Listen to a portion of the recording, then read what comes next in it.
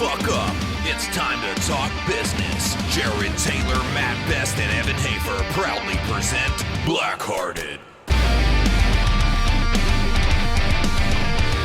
Sponsored by BlackRifle Coffee Company and Arson Wave. Well, ladies and gentlemen, I know you missed him, the big bald baby himself, who's I would say a professional interviewer. I think people like when you're on the show. That's because my questions are genuine and they come from the heart. Is that where it is? I think so. All right, Baker, introduce our guest because you are the conduit, the puzzle piece that put these guys in our office today. A couple very attractive gentlemen. Extremely. So we have Casey and Jordan from a company called Mountain Ops, and I've watched their brand grow in the hunting space for probably 2 years, and they've done a great job. They've gone after the athletes that they sponsor, the influencers they sponsor. They've been very strategic. I've watched that very closely, and I've been very impressed with the way you guys have done it. And what really impresses me about them is they basically, in essence, bootstrap their company, slow, controlled growth from beginning to where they are now. And they have done a phenomenal job. Yeah, and one more thing. They're technically the second company to ever put a consumable into the hunting space, which is fascinating. Anytime you're first to market with a product, or the first to intro into a space, it's something to talk about. And they've done very well. And that's why I think they should be here, because I want to hear about how you guys started. And then I want to know, you guys started your company, you had 9-to-5 jobs before Mountain Ops, and then just hear the story of it, and then when and what happened, when did you guys decide to say, all right, we're going full-time Mountain Ops, this is no longer a hobby, this is real business. Time to get serious. Yeah, time to get serious. So really where it all started was back in 2010. Get right up on there. Oh, there we go. Here we go. Am I close enough ride now? that mic, Casey. Am I on you? Am I on you? Okay. So it all started in 2010 when Jordan talked me out of quitting my 9-to-5 for the two of us to start a marketing company together. We both have backgrounds. Jordan's was focused in graphic design, web design, and mine was focused in like marketing campaign strategies and execution as well as sales. So what we decided to do was start this company out of an extra room in Jordan's bedroom.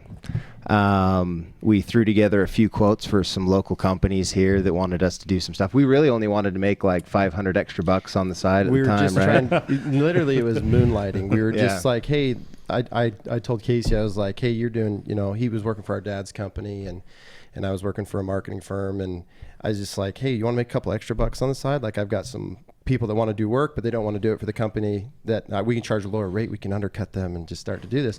And it became something that we didn't anticipate would gravitate into what it eventually did, which is all of a sudden we started getting a lot of opportunities and some work.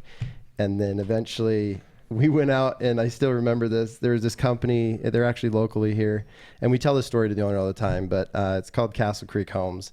And we went into this meeting, and mind you, Casey and I still had our full-time jobs. But we were like, hey, let's go pitch this company, like to go take over all their marketing and do all this stuff for them, which we know like almost nothing about. So we put together this whole presentation, and we're like, here's what we're going to do. Rebrand, we're going to do social media, we're going to do all these things. We knew a little bit about it, but we pitched it like we knew everything about it, right? Well, because of our confidence, because of the way we presented, we won the bid against all these other companies that came in. And all of a sudden they're like, all right, guys, what was the bill for? So we got a contract for $70,000. And so 2010, we're like 25 years old, and we're like, oh shit, that's a lot of money. No way, like that's we're going to have a Ferrari and a jet. We're rich. We're so rich right now. We have so much money coming in. It's going to be just raining dollars. And we basically already spent it before we even got it, if you think about it. But this is where business starts to come in, where all of a sudden we're like, sweet, $70,000 contract. You're leaving your job. I'm leaving mine. We're doing this. And then all of a sudden Uncle Sam takes his. We split that 50-50, taxes. And then all of a sudden you're like, and then we have costs, operation costs and all that. We're like, oh, wow, we're taking home like $1,000 a month. The contract is too low, sir. Yes, sir. The contract, the price was not right. The very first video job I got was $8,000, and we were celebrating When it was all said and done, we made $132 that I had to split between me and somebody else. Well, so listen to this. So, JT, that's bad. Wow. So Jordan's an extremely convincing person. So at the time, I had a wife and 2 kids, and I've got 3 now. But so we get our first check, and I still remember it was for $5,666.66. Okay. So we are like taking pictures, like, yeah, you know, we're legit, right? We quit our jobs, and I took like a $30,000 pay cut to do this thing with him, and I'm like, all right, but you know, we're gonna do that American grind. We're gonna do this. So at the end of the day, I spent $2,000 on my credit card that month just so my family could pay what we needed to cover our nut. And I was like, oh, we got to get more work. Like, this is not going to happen. So anyways, to get off a little faster, we ground and we ground and we ground. We would grind for the next 2 years, basically from 7 o'clock in the morning till 2 o'clock at night, for not only this customer but other customers, so that we could provide for our families and help to establish our business. In doing this, we found that like professional companies were cool, but we wanted to do more in tactical space, hunting space, fish space. They didn't pay as well, but it was more fun for what we were wanting to do. Passionate about that space. And anyways, like, we were grateful for the work that we were able to do for the construction company and some of the lawyers that wanted us. And then it was so weird. Have you guys ever dealt with lawyers? A little bit. Every day. So yeah, And not on that side of the billing cycle. Yeah, but the greatest thing about when we really started to say, man, we're just done with working people like this, is when as a service center or a service oriented business, you only get paid based on the service you provide, the hours you put in, right? Just like a lawyer, they charge you for the hours. Well, we had a contract with them, and they didn't. This is when we started to like get away from that and go focus more on what we were passionate about. The lawyers, they're good. They're like, no, I'm not going to pay you. But I'm like, but I've done all the work, and we had a contract, and like we signed it, and like, oh yeah, but we're going to do this, and this, and then they just lawyer out of it. I'm like, wait, how are you going to sue me? I provided the work, you know. So it's funny, but we eventually gravitated towards, like Casey was saying, extreme sports, military tactical, weapons, outdoor, and active outdoor companies. And that's where we made our niche as a marketing company. We helped to develop brands, to create marketing strategies. And so what eventually happened is for those 2 years of grinding it out, we eventually met another individual that we ended up bringing our businesses together. We found that like we had a really strong a strength in marketing and in design and development. And this individual is an amazing illustrator, had another team that he had built in his company. And we merged our companies together. We started a company called Zulu 6. Again, going back to, more of like what we're passionate about, the military, the tactical, the outdoor space. And that business took off for us. Then we started a new business, and our wives were just thinking, we're crazy. Why are you leaving this? We're like merging. This is going to be better.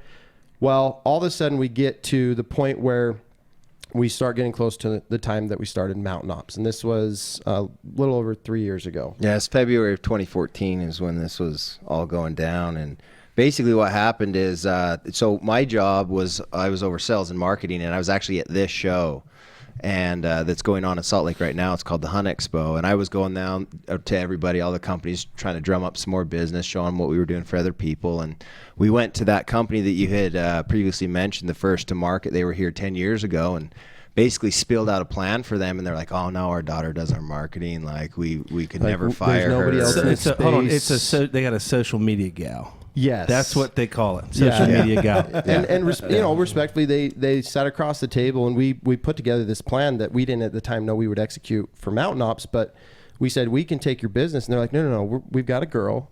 She does our stuff. And there's nobody else. We're the only ones in the space. She's always on that Facebook. Yeah. Always on the phone. She's double tapping. She's tweeting. She's doing it all. Like, we're good. And nobody else is here, so we don't need to market because we're not competing. Yeah. So at that time, we didn't even know. Yeah. So basically what happened is, like, we left that meeting, and 2 weeks later, I'm sitting down at another meeting with a potential customer of ours. His name's Trevor, and he's creating supplements for doctors at this time. And a mutual friend had put us together, and he was like, hey man, I heard you guys are awesome at digital marketing. What can you do for me? And I fired my last like 5 teams that I've hired. They all suck. And so I said, look, dude, give me X amount of dollars and we'll double your business like in a month. He's like, are you serious?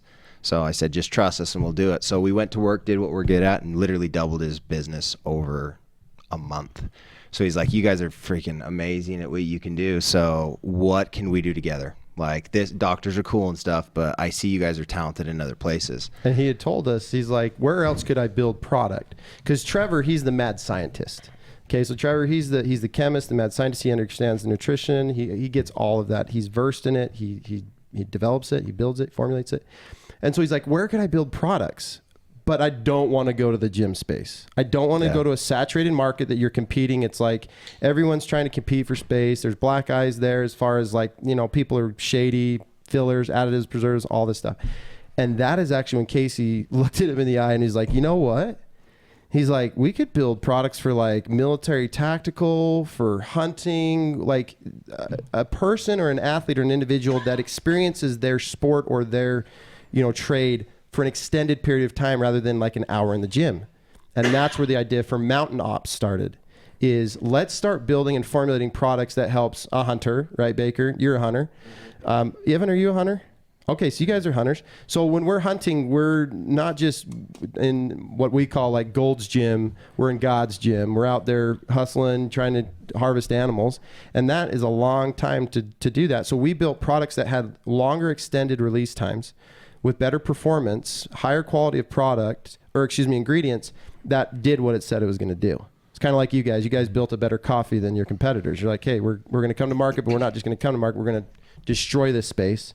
Right. And that was our goal. We're like, we want to come in and we want to make some noise, but we're going to build a good product, and then we're going to come to market, have a great brand, and then we're going to execute a strategy of what you've seen unfold over the years. And that is really how Mountain Ops came to be, was two brothers, Casey and I, who were good and knew a lot about marketing and strategy and all that, and how to build a brand, and build not just a brand, but a lifestyle. To not just say, hey, we're going to be a brand, but we're going to actually build a community, and we're going to make a lifestyle. And you guys have done the same thing in your space. And Trevor was that piece that was the science. He was the supplements. He was everything. He had been doing it for 7 years at that point. And that's really, and then so we come to market, and mind you, this almost happened like we started partnering with individuals, and we started looking for guys like, one of the most, I would say probably honestly, one of the most underrated and most influential and respected Western hunters. His name is Aaron Snyder. And so he works for a company. Yeah, how rehearsed did that shit sound right there? He's actually in the room, everybody. But we started to look and identify authorities. Who are the people that people respect and trust?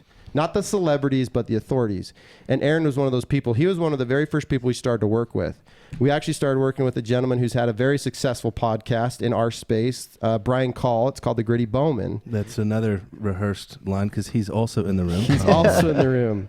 So you can't leave this guy out. He needs a big old compliment. Well, Dwayne comes further in the story, and we will not leave Dwayne's part out. He's later on. Dwayne is very important in the whole success of Dwayne Mountain lives Ops. matter. Dwayne we lives care about matter. you, buddy. I like that. But to put a timeline to how everything happened, so we basically came up with the idea in February of 2014. We did all the R&D on our first products that we wanted to launch, and launched in July of 2014. Basically, I think we sold like $750 our first month. I still remember. We're sitting in, so we've got Zulu 6 that's operating. We've got our team, our marketing company. And this goes back to like what we talked about before when we got our first check. And we're like, wait a minute, are you telling me we were asleep last night and we sold $700? We didn't even have to work? No, that's crazy. Yeah. Evan, you know what that's like.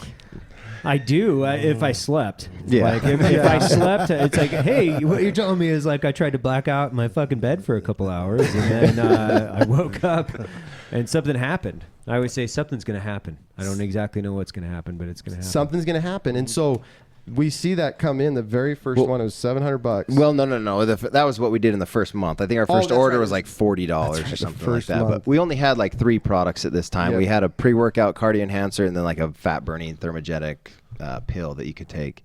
So anyways, what happened is that first month we see $750. We're like, sweet, that's cool. Next month we do like $1,500. Next month we do like $3,000. We're like, wow, we keep doubling. Like, imagine if this just keeps doubling over time, right? That would be pretty cool. Yeah, or forever. Forever. So we started putting some numbers together, and like, wow, we should probably get a little bit more serious about this. So around November of 2015 is when we started to see the lack of service that we were able to give our customers on the Zulu 6 side. And we're like, we really got to make a decision right now. Because we were getting pulled as a business because, like in marketing and design, you get paid again upon the time that you provide to your clients. That's what you bill for. And we got divided because we started allocating the team towards this mountain ops opportunity that we were only getting paid like $3,000 in the month. Wasn't going to cover anybody's check, but we were risking it because we saw the potential and the opportunity. And that 3,000 one month, then finally all of a sudden we hit that boom. Yeah, mark. it was just insane. I remember it was, so in December, we were talking about quitting our jobs basically and just getting rid of all of our customers and just how'd the wives, how'd they feel about that one? Well, it's funny the way that I'm curious how you told your wife, because I'll tell you how I told mine. So I'm a little interesting when it comes to things like this. Like I've got, like I said, 3 kids at home at the time, 2 kids, whatever it was. And I want my wife to worry about taking care of them. And so she doesn't really know much about what I do on a day-to-day basis at home. I'm a very private individual, so I just don't even share with her what's going down. So she didn't even know about Mountain Ops until I came to her and said, hey, we're getting rid of Zulu 6 and we're going with this Mountain Ops thing. And she's like, you serious? Another one? This is like number 3 now. Right. And so, but she had literally never heard of it. But the cool thing about my wife is she is one of the most incredibly supportive, trusting individuals I've ever met in my life. Had no idea she was like this when we were dating, but she has always trusted that I would provide. So she was just like, all right, I know you'll do good. Like, it's going to suck again. Sounds great. I'm going to go change this diaper. Yep, exactly. Exactly. So that's how I told her. Why don't you change that one? Yeah, can you We'll go talk about this later. Can I'm busy. you get the other kid? I'm busy. Yeah. And that's actually pretty close to what I told and did to my wife, which was all of a sudden I come to her and I have not told her. She didn't even know we were starting a supplement company. That Mountain Ops was like, we were developing the brand, the marketing plan, and the product. Then all of a sudden we launch, and then months later I go, oh yeah, we're selling Zulu 6. We're going to go full time at this supplement company. And my wife looks at me and she goes, no kidding, supplements, you. Really? When have you ever taken a supplement? And I had taken a supplement like that jacked you up, like it was called like Jack 3D. I think it had legal meth in it. Do you remember that one? Yeah, it's like Chernobyl. That was my hot tub time machine. Yeah, it was like hot tub time machine. Like literally, you went to another time. Like I watched myself work out. It was an out of body experience. That was my very first introduction to supplements. My buddy gave me that, and so that was the only time. So to be honest with everybody, when Casey and I started this, like we weren't like necessarily supplement guys. But we were passionate about like brand, about marketing, about business. That's what we love. We thrived on. And that's where Trevor, he was passionate about building quality consumable products for individuals. I mean, he did it for doctors and chiropractors. Yeah. Now he's building it for military, tactical, and hunting enthusiasts. And so that's where all of a sudden we tell our wives this and we go in full bore. And I still remember that day. It was cool. You talk about God bless frickin' America. Like, I love this land. Okay, Trump train, I don't care. Like, we got a businessman in office now, and I'm happy because we need that, because this country stands for so much when we talk about free enterprise, free market, and opportunity. For 2 brothers and our business partner, Trevor Farnes, to be able to just start something like this and to have it take off the way it has, to be able to sell a business, move into this one, and make this one go the way it has. Guys, we'll hit year 3 to market in July, correct? So we're young, but we have eclipsed our competition. We have taken a hold of the market, and we've created a new standard, and we've created a new, like, that's the thing that we thrive on. Is people are like, were we first to market, Baker? No. Well, I mean, we weren't, but technically speaking, the answer to your question is no. No. But I would say this. I would say that you guys have a vice grip on the space. Yeah. And I think it's well earned. I think you guys are doing a good job. You're not pushing bullshit. You're not making outlandish, insane, absurd claims. You've created a lifestyle brand. And I think if you look, so I'm 41, so I've been hunting a long time. And can anybody name another lifestyle brand in the hunting space? Just one. Not looking for 2. I just want one lifestyle brand in the hunting space. Fishing space, they exist. In the hunting space, give me one.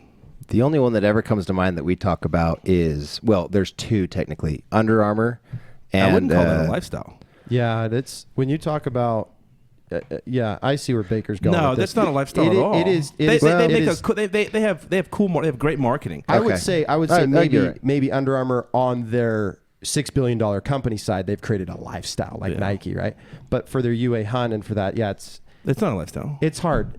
I'm literally sitting here trying to think of somebody right now that's the answer to that question is zero. Yeah, it's tough to say. I guess you're right. As far as like straight up lifestyle, nothing else. Not as far as like just brand power. It's going to be So nobody. let me ask you this: how many people can name 5 people that work and run UA Hunt? So Kevin Plank's the CEO. We all know that. Yep. But that is nothing more than a branch of a bigger brand, multi-billion-dollar company. Yes. So when I say lifestyle, what you guys, it's very similar to BlackRifle Coffee. There's people that may not work out. And they, like, I'm from Georgia. I live in Washington. They're like, let's say there's still hunters out there that don't work out. They sit in a stand, but they wear your shit in the stand because they want to be attached to the brand and the lifestyle your brand portrays. Same with BlackRifle Coffee. There's hundreds of people a day, maybe thousands, that post pictures on social media of BlackRifle Coffee because they love and respect the brand and the lifestyle that Evan has created, and JT and Matt and all these guys. And that's what's awesome, is to see first 1.5, first and a half consumable to market, and then the first lifestyle brand in the hunting space. And the cool thing about that is I appreciate those comments too, Baker, because that was our goal. So we didn't want to come and be a supplement company. We it's a swear word for us, but like Red Bull, I'll give them a plug, whatever. Everybody knows who they are. They came to market and they did that. They created a lifestyle and a society. Red Bull. It took them years. I didn't know how long. 15 years it took them. Yeah. I did not know that. Huh? You know how they did it? How? Vegas. Vegas, they infused all their time and money and marketing into Vegas. Well, you want to know how else they did it? Vegas is a So when I was in high school, Vegas, baby. Yeah. I used to do. They rolled the dice. I used to do wakeboarding competitions, Yeah. and so they sponsored me and all of my friends, and they would send us. So this was back in like 2003. They would send us cases and cases and cases, and just said, "Give it to everybody." Yeah, they flooded the we market. We literally with product. flooded the market with free product. All of our buddies. I remember one of my buddies bonging 6 Red Bulls at once, and we had to take him to the hospital because his heart almost stopped. Yeah. It's terrible. But do you know where? So unhealthy. Red Bull. So there's Red Bull beverage and there's Red Bull Sports. So Red Bull Sports is great and constantly evolving. And they're doing great stuff. But the beverage space. So as you guys know, and Evan as well, it's SKUs. Because when I was growing up, there was 3 Gatorades. Yep. Yeah, I mean, you had what? Lemon lime, fruit punch, and orange. Yeah. Now there's like 1,000 There's Gatorades. millions. Yep. And the Red Bull, they have not been able to expand the product line. So they haven't been able to grow on the beverage side, but they've more than made up for it. They've made up on the lifestyle On and the media. that for us was key. So I guess as a business owner and as seeing Mountain Ops, when you talk about, we get comments all the time, man, there's so many guys wearing your guys' shit, and they don't even look like they take supplements. They look like JT. Good. Just kidding, JT. That's He's doing his thing. No, I'm just kidding. I'm totally just kidding. But our theory and our theology at Mountain Ops is that supplement companies traditionally, I mean, they show the boobs, they show the butts, they show the muscle, they sell the sex. Sleeveless shirts. Sleeveless everything. I mean, you as deep as you can go on the shirts for the ladies. And listen, that's great because that's what they want to sell their product with.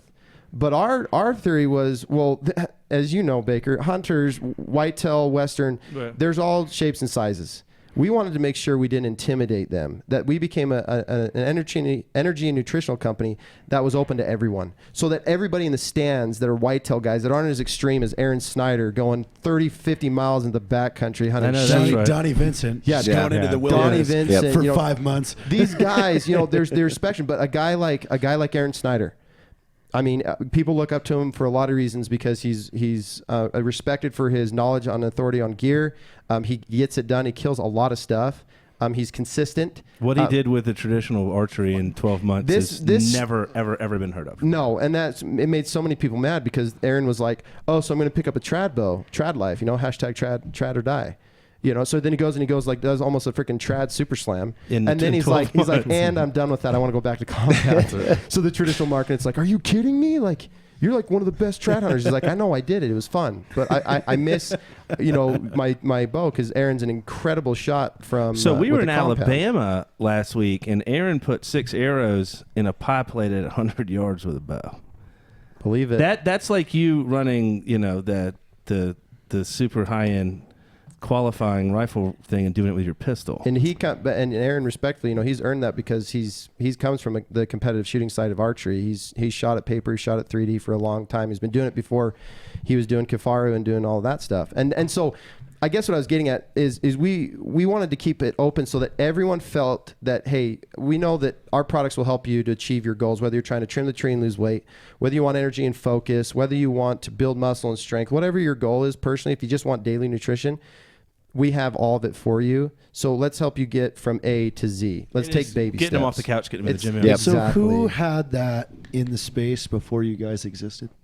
I can't say their name. I don't want Okay. to give them any plugs. Well, it's gonna lead- wild. Yeah, it does. That's They're gonna a lead wild. me. I'll say this: they're a wild athletic company. That's going to lead me to the next thing. Is you guys have now officially taken that crown. Yes. Well, we So took that crown in less the than message, 2 months. Yeah, the message that I want to hear from you guys is to anybody out there in a market. Okay. What was it that you think that got you guys there that fast? Let me say what I think, and then Casey, you say what you think. So, I think there's a lot of reasons. It's tough. That's a loaded question, in my opinion, but it's a good loaded question. Here's how I would address that. When we talk about success, there's many pillars to success, right? There's only one pillar in success that you can control, and that's called the pillar of hustle.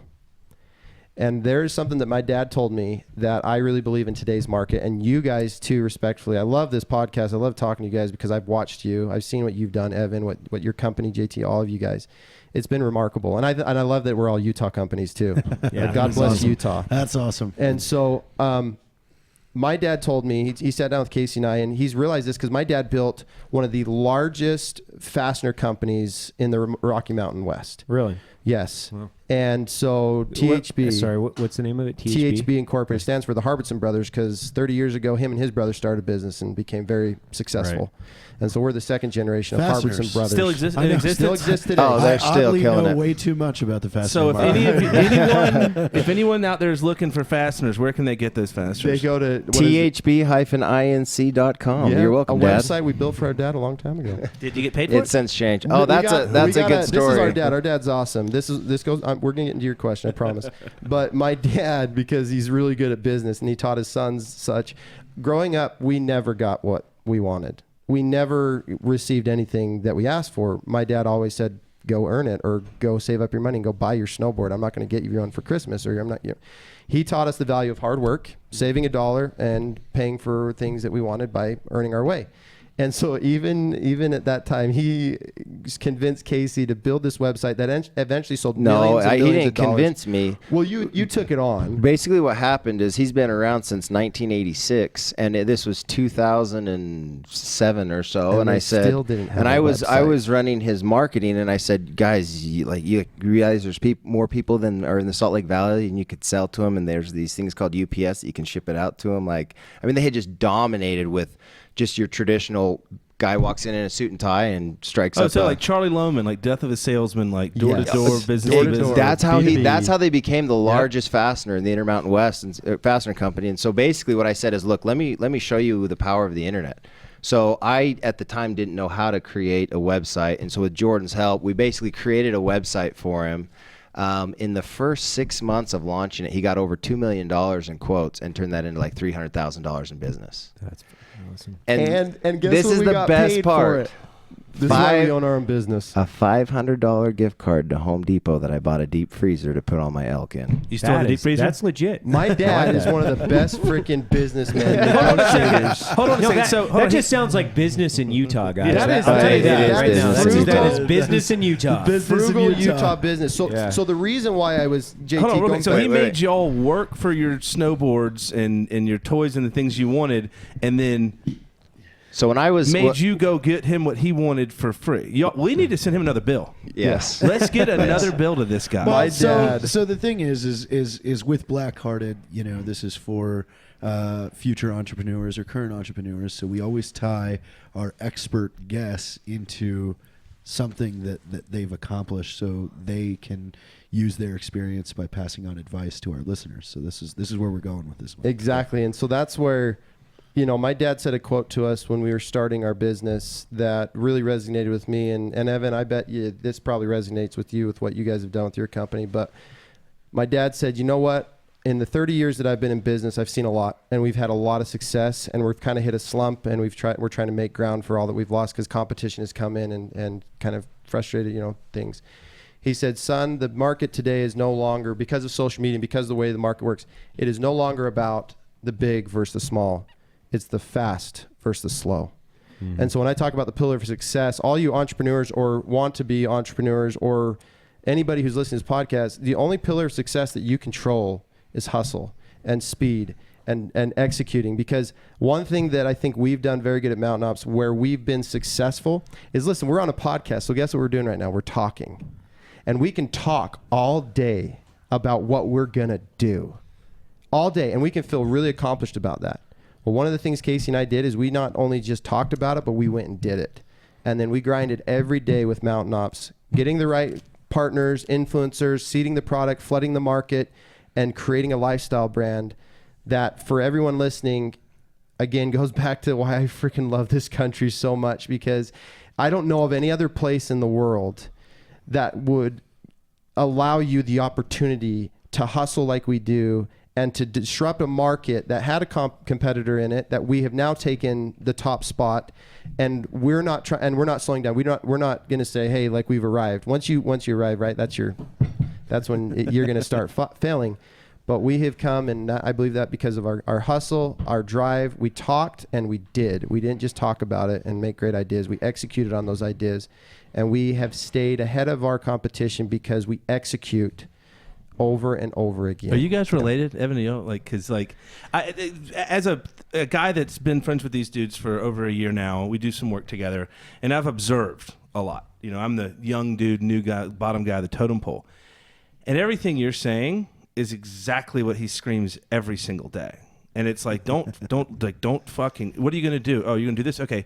When you come back, it should be done. Like, don't just sit around talking about shit. That accomplishes nothing. Yeah. Like you don't have meetings to have meetings. Oh fuck, Jesus Christ. Yeah, that's a big no. I don't encourage meetings. Actually, I the only time that we have meetings is when we really have just information that needs to be put out, or we have excess time that we can just fucking grind sausage. Yep. I despise every form of grinding sausage to the point where I like this. It's actually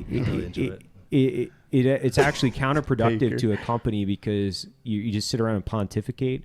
So everything that we do, it always has to have action. And I actually don't really. I listen to people. I do. Don't get me wrong. I listen to them. But the only thing I really give two flying fucks about is action. Absolutely. That's the only thing that matters. Yep. You can sit here and pontificate and fucking and have the greatest ideas in the world. They're amazing ideas, and I guess over the last 5 years, 6 years, the only thing that I've really learned is where the rubber meets the road is when you roll up your sleeves and you fucking go to work. Yep. And I'll say this, like, that is like, I hate the term actually hustle or grind. I hate the term of that.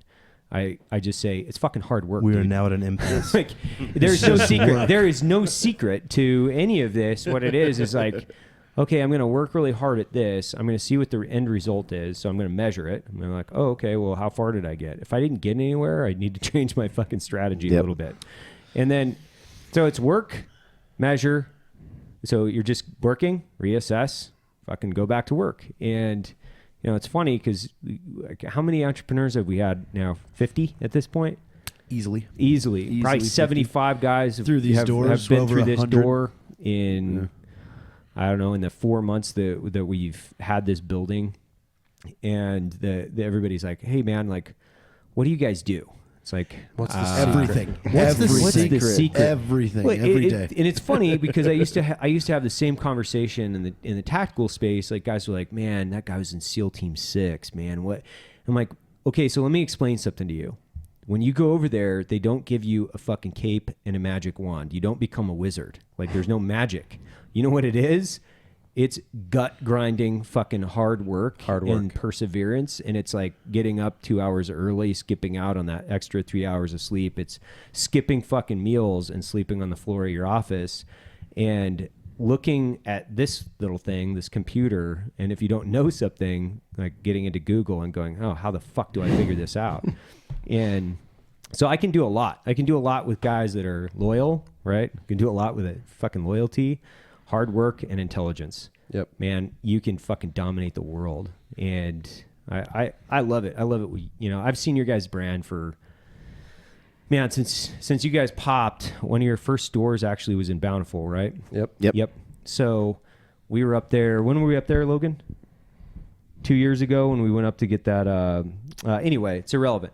So I was up in that there's an archery store up in Bountiful. And Wild Arrow I talked Archery. to those guys. Yeah, Wild Arrow I talked to Archery, him in depth about your brand specifically because everything you did, you could see you guys were branding experts. You could have come up with a supplement. They were marketing guys that created their own product. You could have come up with Where have we seen that before? You could have come up with a product that was the greatest product on the planet. It would give you superhuman fucking powers. Yes. You'd become a wizard overnight. You put it in a package that looks like a bag of dog shit. And good luck, fellas. You know, there's a reason why people are wearing your hats and your clothing. It's in quite possibly if they don't look like they work out, it's because your branding is so fucking excellent that it doesn't matter. Because that's a cool design. I want that hat that you're wearing on your head right now. Like I want it. And so it's amazing how many people think that we're an apparel company. And that's what I always say, which is like that. No, well, if we shared our numbers of what we did in apparel, people would wish that's what they did in sales. For the year. But we sell a lot of supplements. But Evan, to your point, which is JT, you're asking a great question, and you're right. Like hustle and these words. Honestly, Evan, you're 100% right. It's hard work. We get asked all the time, how did Mountain Ops do it? How do you yeah, there's so many ways that we did it, but the one thing we can tie everything back to and how we did it is we worked our asses off. Yeah, you're not every busy. day. You're not busy taking we were the Instagram pictures of you in the Bahamas hanging out. Like, Yeah. man, it's great to own a business. No, the fuck are you talking about? Look at this yacht and fancy hotel room I'm in. Check out this my sweet fancy Lambo watch. Gallardo. I got a big old watch. Yeah. look at this watch. Oh, this I've is got my here. Friday watch. I love owning my own business. Shut the fuck up. That is it. It's you gotta have, and this is true with both our brands. You have to have a good product. You have to have a good product because, especially with both of us being consumable companies, either you like what you're consuming or you don't. It either works or it doesn't. It's easy, and this is when we got into the liquor business. The best advice I got from somebody that had been in it for a long time, he goes, it's easy to sell the first bottle. It fucking takes the world to sell it again. Yes. And that is where, when you have a great product, like you guys have your great products that you create, you've spent time and you have a great brand. Back to your point, Evan, brand is important. You got to have a great product. You have a good brand. And then you talk about, you can have the best freaking superhuman strength product in the world, and it's the greatest thing. But if you don't know how to market it, nobody cares and nobody knows. That is the one thing I'll tell everyone. When it comes to business, you have literally got to stop. You got to focus on yourself. You guys probably do a really good job at this. You don't care about the other, I could say the company's names that I think in my head just because of who they are. I'm not going to give them plugs for you, but they have little cool songs that they write with their commercials. It's that red canister. You know who I'm talking about. Yeah. But nobody's wearing that hat. Nobody's proud to say that, but you guys have If done. they are, it's an irony. It's weird. It's amazing to see that when you have a great product, you have a great brand, and you have great purpose, and you're hard workers, and you have good marketing. You can succeed. So selling that first bottle is hard, but if you can sell that time and time again, your success is ultimately determined by your failures and how you, like you said, Evan, strategize and execute, and not just sit to have meetings, but just go get it done. Make it happen. Yeah, Casey, I'm sorry. I need to let my brother talk. No, you're good. I'm just enjoying listening. and That's then- usually what happens I- when Jordan's in the room. And what I always say is like the brand itself and how you communicate with your customer.